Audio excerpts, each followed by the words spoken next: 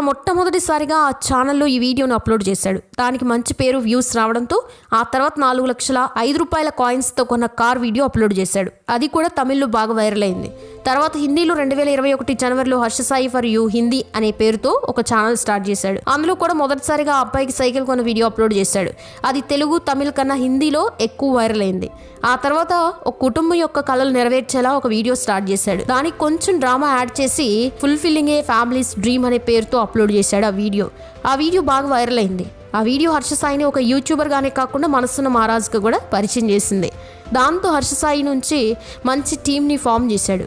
అతన్ని సక్సెస్కి అతని టీం కూడా ఒక కారణం. ఆ మధ్య హర్ష ఫ్రీ పెట్రోల్ అని ఒక వీడియో చేశాడు. అది బాగా చాలా పాపులర్ అయిపోయింది. ఆ తర్వాత ఒక పేద బార్బర్కి కట్టించిన ఇల్లు, అతనికి ఒక సెలూన్ షాపు, అలాగే అతని కుటుంబంతో సహా కేరళ ట్రిప్పు, ఈ వీడియో బాగా వైరల్ అయింది. బార్బర్ వీడియో కోసం అయితే ఏకంగా 20 నుంచి 25 లక్షల రూపాయలు ఖర్చు